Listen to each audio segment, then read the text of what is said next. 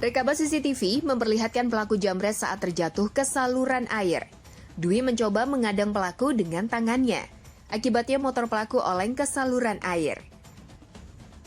Pengadangan ini dilakukan saat Dwi mendengar teriakan meminta tolong dari seorang lansia bernama Siti Yulianti. Pas saya lagi keluar, kebetulan ada ibu-ibu teriak minta tolong. Cuman karena saya ragu, saya keluar. Ibu langsung nunjuk jambret, karena nggak ada lagi orang yang lewat, dia doang, ya saya hadang. Ya itu kebetulan kena juga sih, kena stang motor, mungkin dia oleng, langsung masuk got. Pelaku pun terluka parah dan diamankan oleh polisi dari Polsek Pondok Aren.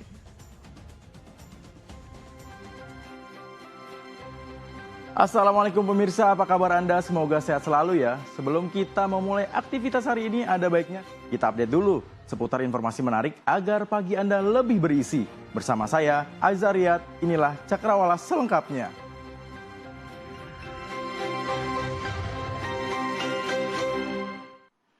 Pemirsa, seorang ibu rumah tangga nekat meracuni anak tirinya dengan minuman kopi yang dicampur dengan racun tikus. Beruntung kondisi korban yang kritis masih bisa terselamatkan. Inilah kondisi korban, bayi Haki yang berusia 11 tahun sesaat setelah meminum kopi bercampur racun tikus yang diberikan oleh ibu tirinya. Korban mengalami muntah-muntah dan kejang. Beruntung paman korban mengetahui kondisi bayi Haki saat kritis dan segera melarikannya ke rumah sakit terdekat untuk mendapatkan pertolongan. Sementara sang ibu tiri, Riwanti, langsung diamankan pihak keluarga. Ia juga mengaku telah meracuni anak tirinya dengan racun tikus. Iya, untuknya apa? Masuknya apa? Masuk racun apa itu? Aku ngerti racun iku nang omah iku. Racun apa mbak? Lho, ki gak ngomong. Racun tikus. Oh, racun tikus. Oh, oke. Setelah diamankan keluarga dan dibawa ke pihak kepolisian, pelaku peracunan juga mengaku di hadapan petugas ia meracuni anak tirinya lantaran sakit hati dengan sang suami, ayah kandung korban. Perlu kami sampaikan juga motif tersangka inisial R melakukan meracuni anak tiri dari korban, yaitu karena merasa sakit hati dengan bapak korban, dalam ini suami tersangka inisial R. Pelaku peracunan terhadap anak tiri di Desa Kepenghuluan Pondok Kresek, Kecamatan Tanjung Medan, Kabupaten Rokan Hilir Riau, kini ditahan Polsek Pujut atas dugaan penganiayaan dan percobaan pembunuhan dengan memasukkan racun tikus ke dalam minuman.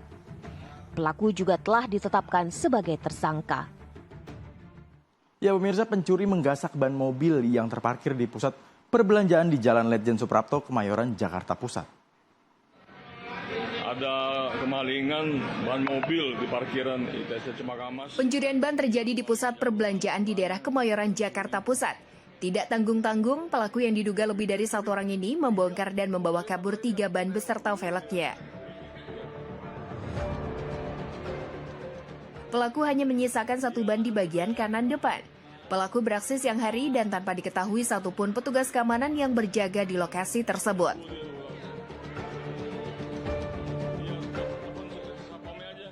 Pencurian terjadi pada Selasa siang 7 Mei 2024 saat korban tengah memperbaiki ponselnya yang rusak. Sementara pemirsa, video kritikan seorang mahasiswa tentang mahalnya biaya kuliah di Universitas Riau berbuntut panjang.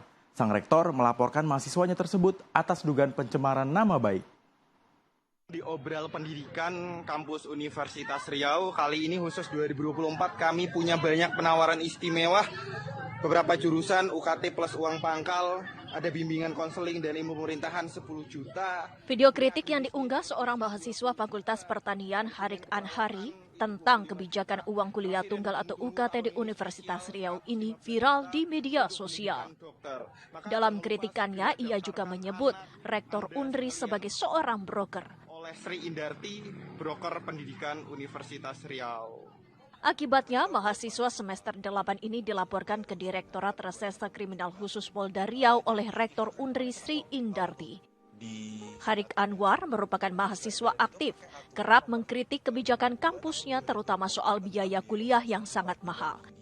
Namun kali ini protesnya dilaporkan ke pihak berwajib oleh rektornya sendiri. Direktur Treskrim Suspolda Riau, Kombes Pol Nasriyadi, membenarkan adanya laporan dari Rektor Unri mengenai pencemaran nama baik terhadap Sri Indarti oleh mahasiswanya. Jadi keberatan ibu itu bukan masalah yang disampaikan tentang fakultas ini nilai sekian, ini bukan. Tapi ketika di akhir videonya si mahasiswa ini memunculkan foto si rektor dengan mengatakan bahwasanya ibu rektornya sebagai broker. Artinya brokernya adalah orang-orang yang mengambil keuntungan, orang-orang yang menjual dan sebagainya seperti itu. Itu yang membuat keberatannya dari si pelapor, ibu rektor ini.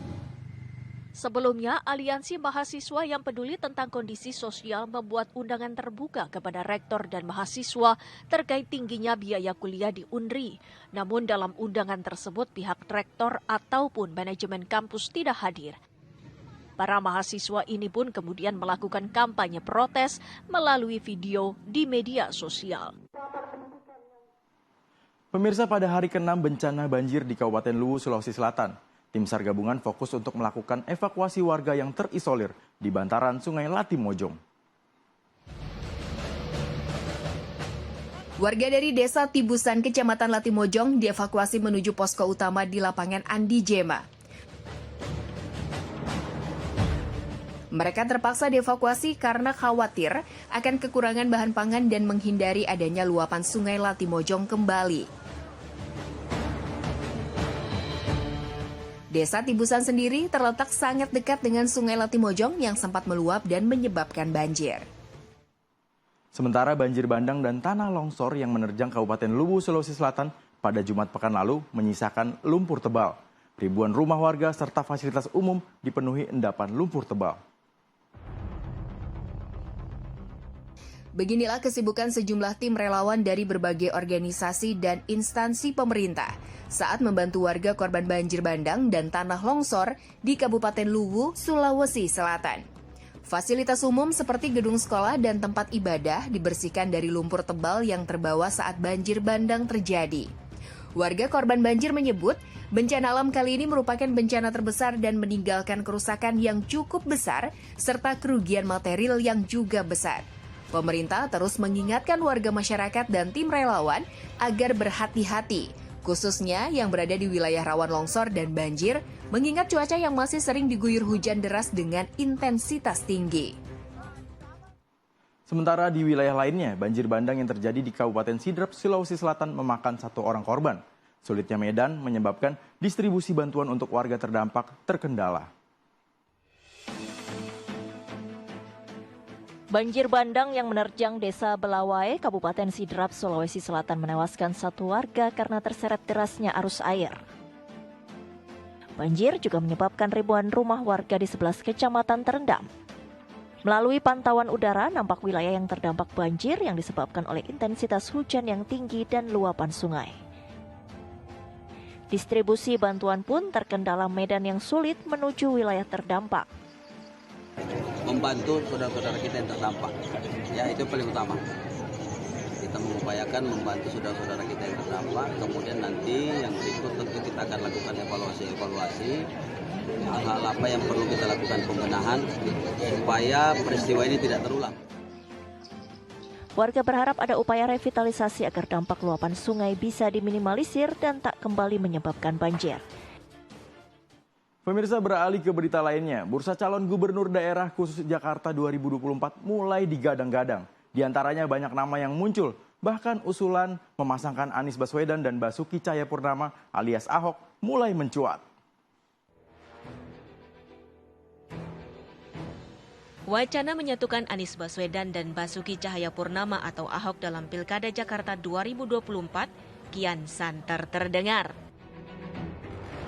Duet mantan gubernur Jakarta ini disebut-sebut bakal menjadi kekuatan besar jika nantinya bisa terwujud. Sekjen PD Perjuangan Hasto Kristianto tidak menampik bahwa nama Anies dan Ahok masuk dalam opsi yang dipertimbangkan akan diusung. Menurut Hasto, partainya masih mencermati nama-nama untuk diusung di Pilkada Jakarta. Ya jadi kita kan partai demokrasi yang berkarakter Indonesia. Sehingga nama-nama itu diusulkan dari bawah.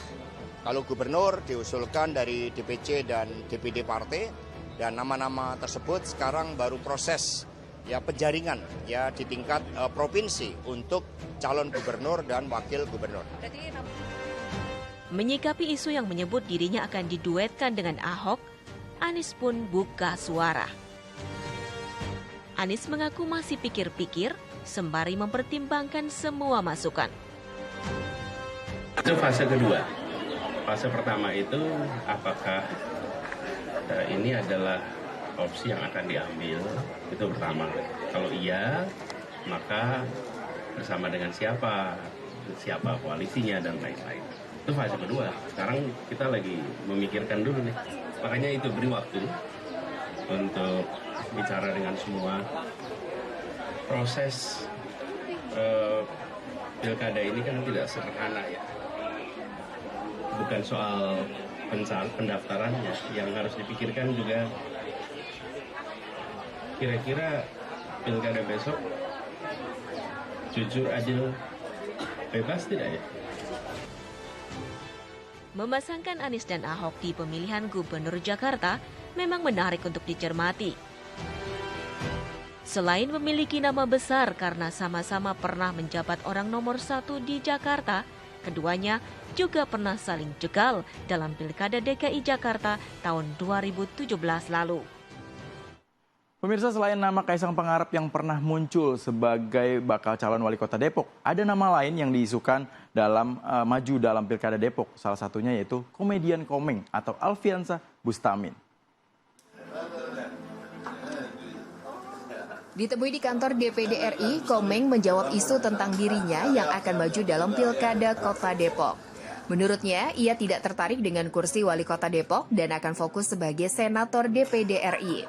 Menurut Komeng, saat ini ia memiliki tanggung jawab untuk membawa aspirasi warga Jawa Barat dan bukan hanya warga Depok saja. Depok kan ya memang Jabar juga, tapi kan sedikit. Nanti pemilih saya gimana satu Jawa Barat?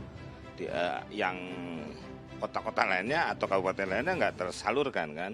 Sedangkan saya nggak bawa pipa, gimana nyalurkannya. Jadi maksudnya enggak lah. Sebenarnya banyak lagi kayak gitu, ada yang bilang. Ada yang enggak. Ada yang terekspos, ada yang enggak. Ada temen tuh kalau di daerah tuh, masih wilayah Jawa Barat ya, ada yang udah masang baliho si calon sebelahnya saya gitu. Tapi mau nggak Bang kalau dicalonkan partai untuk jadi kepala daerah? Ya enggak lah, kalau cuma kepala, ntar badannya gimana? Komeng juga mengatakan, selain kota Depok, ia juga mendengar isu jika dirinya akan maju di pilkada lainnya di wilayah Jawa Barat. Bahkan, ia mendengar sudah ada sejumlah baliho calon kepala daerah yang memasang foto dirinya. Beralih ke berita lainnya, warga Nambo, Kecamatan Karawaci, Kota Tangerang, Banten dihebohkan dengan masuknya seekor buaya berbobot 300 kg ke pemukiman warga. Coy, buaya. Buset, gede banget coy. Inilah video amatir yang merekam masuknya buaya ke pemukiman warga. Buaya yang diduga berasal dari Kali Cisadane itu diperkirakan memiliki bobot seberat 300 kg dengan panjang 3,5 meter. Petugas langsung mengamankan buaya dan membawanya ke kantor BPBD. Sebelumnya, warga sempat melihat kemunculan buaya tersebut di aliran Kali Cisadane. Demi menjaga keamanan, warga yang tinggal di bantaran Kali Cisadane dihimbau untuk terus berhati-hati dan segera melapor petugas jika mendapati hewan buas. Selanjutnya, buaya tersebut akan diserahkan kepada pihak BKSDA. Timnas Indonesia gagal lolos ke Olimpiade Paris, selengkapnya saat lagi tetap di Cakrawala.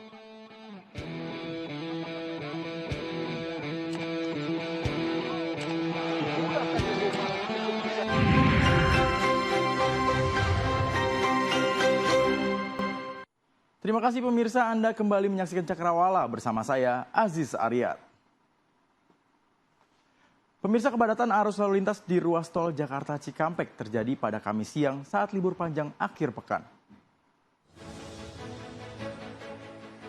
Kepadatan terpantau mulai dari kilometer 48 turunan tol MBZ hingga rest area kilometer 57 arah Cikampek. Guna mengurai kepadatan, petugas mulai memberlakukan sistem lawan arus atau kontraflow. Kontraflow diberlakukan mulai dari kilometer 55 hingga kilometer 65. Namun, kontraflow hanya berlaku untuk kendaraan pribadi, sedangkan kendaraan bus dan lainnya tetap di lajur utama. Sementara jumlah penumpang kereta api jarak jauh dari stasiun Gambir dan Pasar Senen hari ini mengalami peningkatan. Sekitar 115.000 tiket telah dipesan untuk keberangkatan tanggal 8 hingga 12 Mei 2024. Kemarin, 34.000 pengguna jasa kereta api jarak jauh berangkat dari stasiun Pasar Senen dan stasiun Gambir, memanfaatkan momen libur panjang akhir pekan.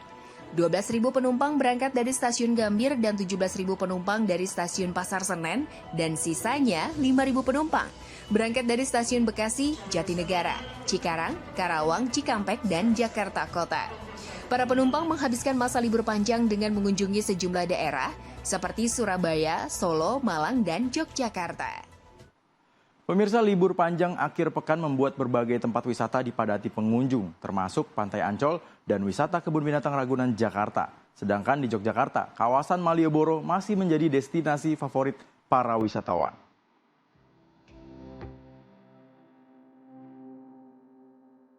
Menikmati libur panjang akhir pekan, Pantai Ancol Jakarta diramaikan oleh ribuan pengunjung. Pengunjung menyerbu Pantai Ancol sejak pagi hari tadi. Pantai Ancol jadi destinasi wisata favorit masyarakat karena biayanya yang terjangkau.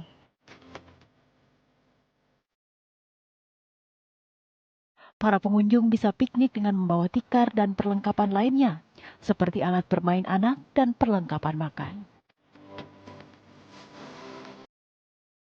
Ancol juga memiliki banyak spot untuk berfoto, selain menawarkan pemandangan yang indah dari pantainya.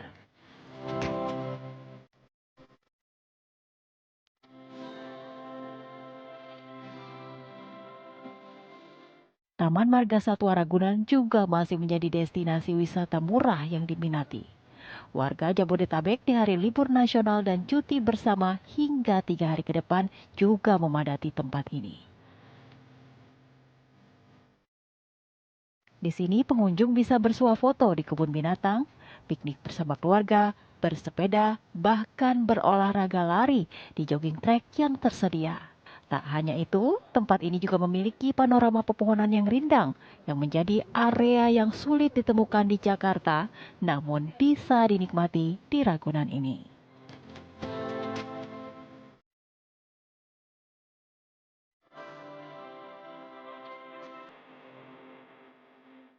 Destinasi wisata murah lainnya yang ramai pengunjung ada di kawasan Jalan Malioboro, Kota Yogyakarta. Jalan Malioboro dikenal dengan nuansa khas Yogyakarta dengan bangunan heritage yang bersejarah.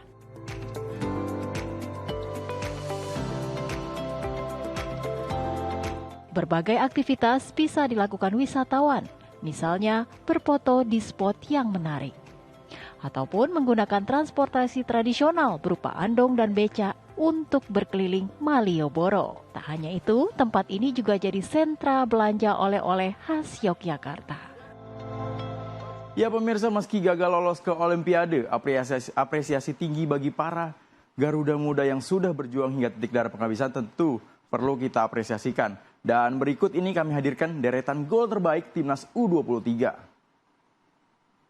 Berita ini sekaligus menutup perjumpaan kita pagi ini. Saya Zariat, pamit undur diri, tetap semangat dan wassalamualaikum.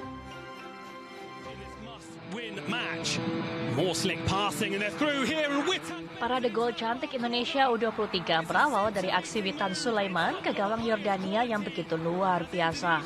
Saking indahnya, AFC memilih gol ini sebagai yang terbaik di fase penyisihan grup. Through here and Witan bends it into that far corner as Indonesia cut Jordan's defense apart with a sweeping move. Marcelino to Rizky. Gol Tiki-taka Marcelino Ferdinand tak kalah indahnya. Kerjasama 1-2 dengan Witan Sulaiman, gelandang belia ini berhasil membobol jala Yordania. The goalkeeper to make it 3-0. And surely that books Indonesia's passage into the knockout rounds. Lovely 1-2, gets it back and then prods it past the goalkeeper. Di Dan inilah gol sensasional Indonesia ke gawang Korea Selatan. Tendangan geledek Rafael Strijk bersarang ke pojok kiri gawang lawan. A blockbuster of a shot, a rocket into the top corner from Strijk as in corner here. Dan best of the best gol Indonesia di Piala Asia U23 bisa jadi menjadi milik Ivar Jenner. Tendangan keras menyusur tanah bintang FC Utrecht ini bersarang ke pojok gawang Irak. Inside the opening 20 minutes, strikes it, whipped in towards the near post, comes back out to Jenner, and Jenner finds the bottom.